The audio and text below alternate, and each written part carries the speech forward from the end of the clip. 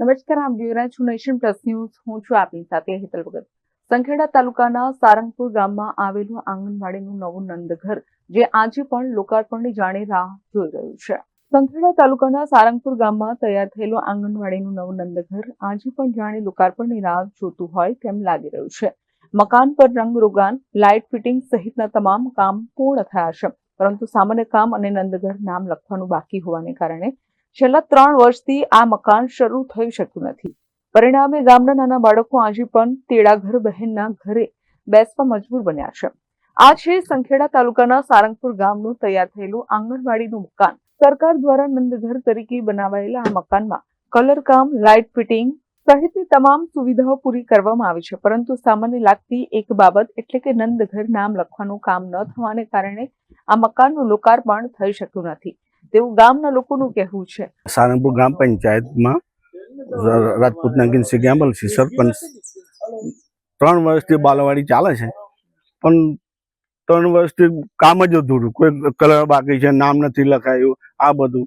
અને અત્યારે જે બાળકો તેડાઘરને ઘરે બેસે છે, કાચા મકાનમાં બેસે છે બાળકો, અને મારા જમ બને તો મારા કમ્પ્લીટ થાય એવું હું ઈચ્છું છું. મારો બાળકો જલ્દી બેસે.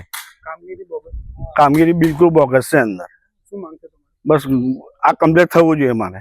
આ સમગ્ર બાબતે હવે ગામના લોકોમાં સવાલ ઉઠી રહ્યા છે કે તૈયાર મકાન હોવા છતાં 3 વર્ષથી લોકાર્પણ કેમ નથી થયું?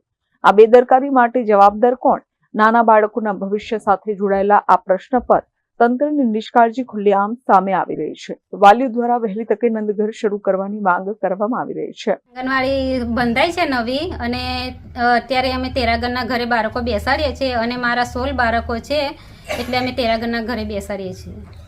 અહીંયા બેસાડો છો તો શું તકલીફો પડે છે તમને?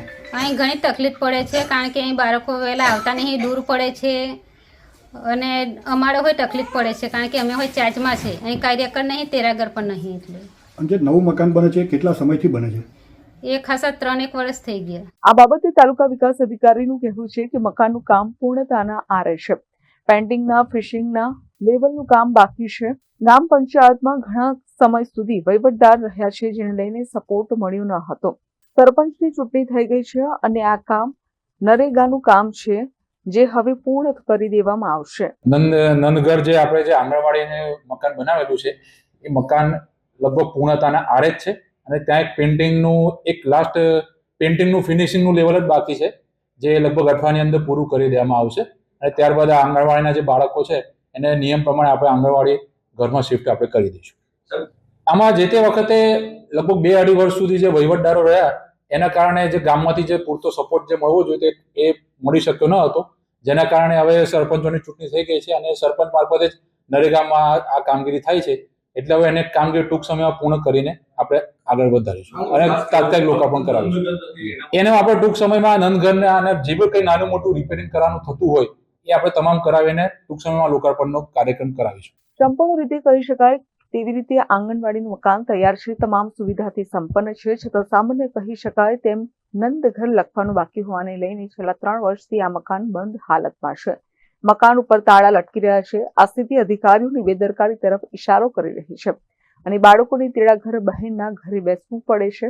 સરકાર એક તરફ નંદઘર જેવી યોજનાઓ દ્વારા બાળકોના સર્વાંગી વિકાસની વાત કરે છે, તો બીજી તરફ મકાન તૈયાર હોવા છતાં માત્ર નામના અભાવે બાળકો 3 વર્ષથી સુવિધાથી વંચિત રહે છે.